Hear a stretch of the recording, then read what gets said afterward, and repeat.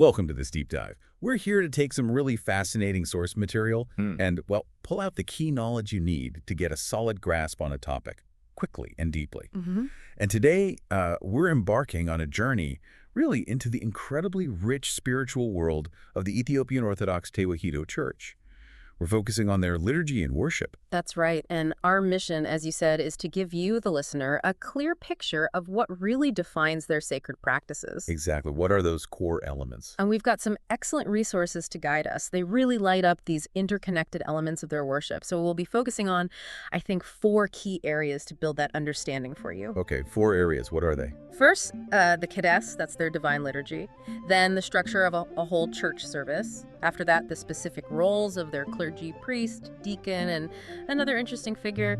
Then finally, the sacred objects they use, which are full of meaning. Great. Sounds like a solid plan. Right. Where should we start? The Qeddase. Let's start right there, at the very heart of their worship, the Qeddase. Okay, the Qeddase. Now, the name itself means to sanctify, right? Exactly. To sanctify. So that tells us straight away, this isn't just, going through the motions. Our sources present it as the central act, the moment where bread and wine are believed to become the actual body and blood of Christ. Precisely. And what's really crucial here, I think, is this idea of mystical participation. Mystical participation. Yeah. It's not just remembering something that happened way back when. It's a deeply held belief that they are truly, actively partaking in Christ's life, death, and resurrection. It makes that whole sacred story present right here and now. Wow. So less like reading about it. More like you're actually stepping into the story itself. It's a very different feeling. That is a powerful way to think about it. And the sheer history behind their liturgical tradition. It's pretty staggering.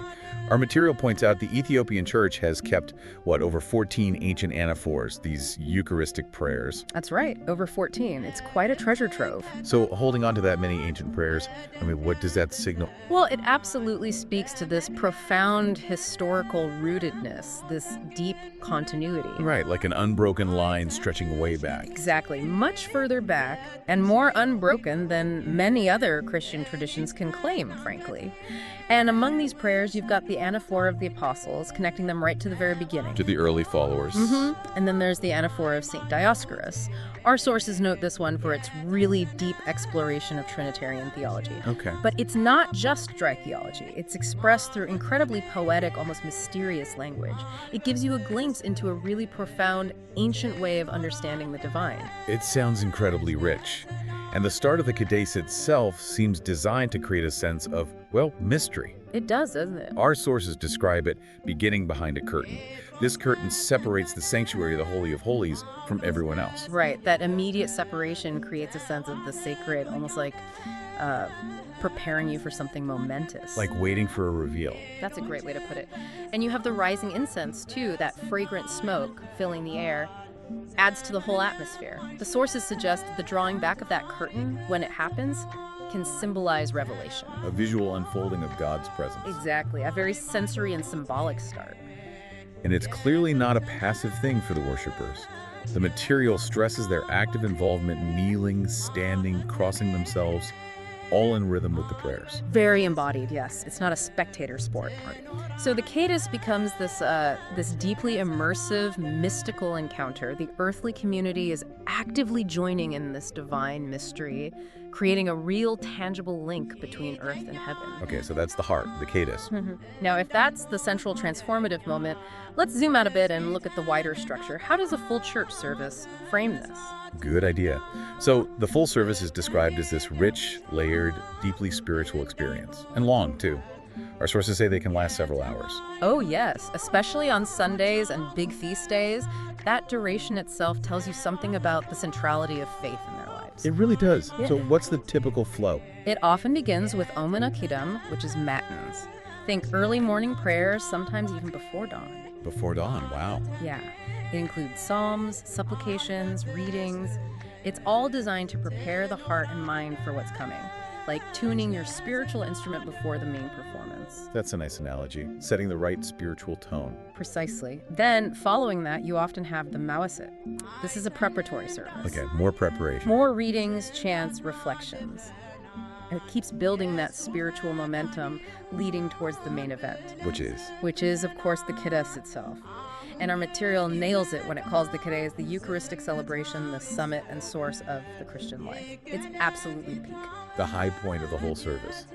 It's also important, we mentioned the language, right? Yes, gaze. The Church's ancient sacred language. Using it adds another layer of historical depth, that connection to centuries of tradition. And it's not just spoken. No, absolutely not. The psalms, the hymns, they're chanted. Beautifully chanted. It adds this whole musical dimension. It's sung faith, not just recited words. And then there's something quite unique. The liturgical dance, aquaquam. You don't see that everywhere. No, you don't. And it's described as an essential component, not just an add-on. Performed by robed ministers, with sistrums and staffs. That's right. And the symbolism is powerful. It's meant to mirror the movements of angels. Wow. So earthly and heavenly worship, literally moving together. It really emphasizes that worship involves the whole person. It's not just in your head or your voice. As the source puts it so well, it's worship through voice, breath, rhythm, and silence. A total engagement. Completely. So from those pre-dawn prayers, building through chants and readings culminating in the Qeddase, and even expressed through sacred dance, the whole structure is designed for deep spiritual engagement. Okay, that gives a great sense of the service's flow. Now, what about the people leading it? The clergy? Right, the individuals guiding this rich worship. The Ethiopian Orthodox Church has a very clear spiritual hierarchy. Our sources focus on 3 key roles. Priest, deacon, and debtera, is that right? Exactly. Priest, deacon, and debtera. It's definitely a team effort. So let's start with the priest, the kahan. The priest is central. They preside at the altar. They're the one who consecrates the Eucharist, administers the sacraments. A pivotal role. Even their vestments are symbolic, representing Christ's own priesthood. The main celebrant, then, at the heart of the ritual. What about the deacon, the diakon? The deacon is crucial support, assisting the priest, reading the gospel aloud, leading the people's responses back and forth. Keeping things flowing. Yes, and also managing the incense, coordinating processions. They're a really important link between the priest up at the altar and the congregation. Okay, now the debtera. This figure sounds particularly fascinating. They really are. The source describes them as a learned lay minister, not ordained in the same way as a priest or deacon. A lay minister, but with significant responsibilities. Chant, poetry, liturgical dance, even exorcism. Yes. It's a remarkable range of duties. Their deep training in church music is obviously vital for the sound and feel of the liturgy. Absolutely. And the fact they might also know traditional medicine. It shows how they connect the liturgical life with the broader well-being of the community. That's a really interesting connection. And our sources also mention their historical role as scribes, right? Manuscript illuminators. Preserving knowledge, creating beautiful religious art.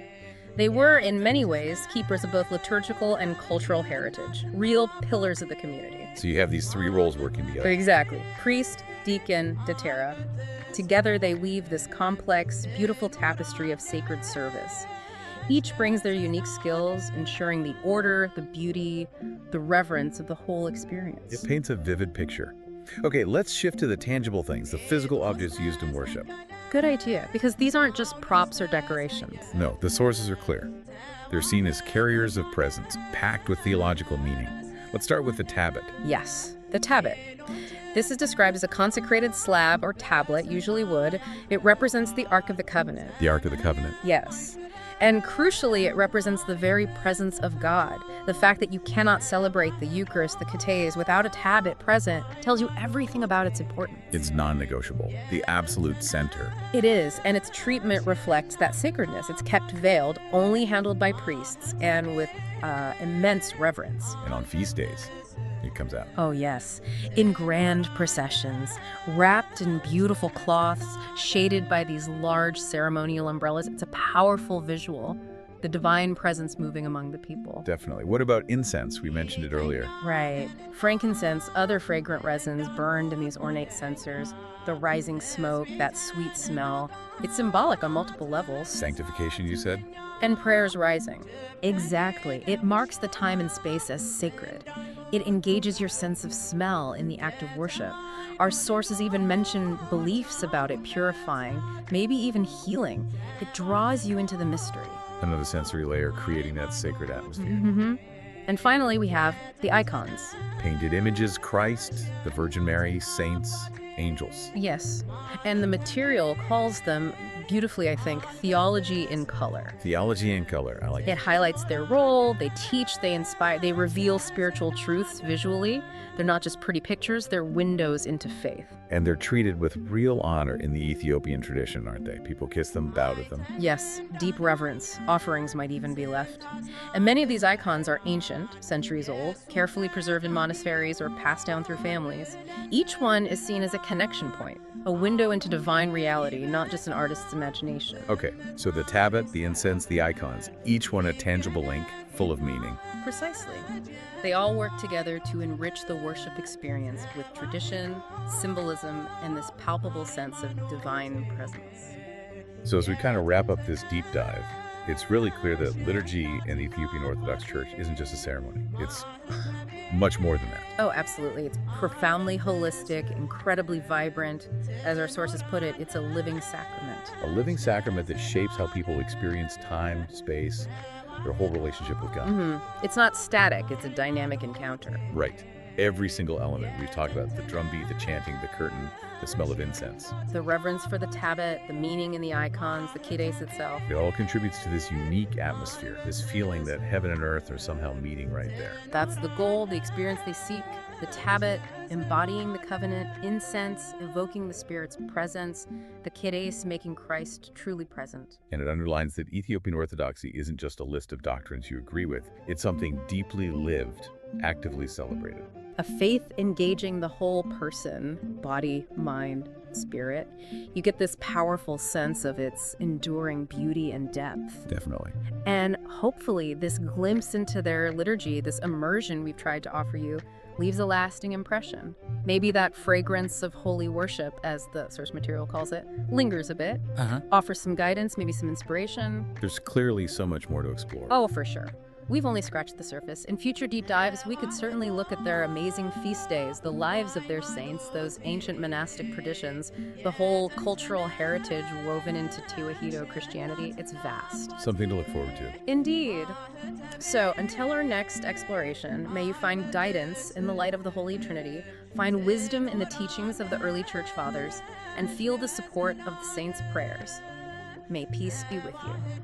The journey of discovery continues.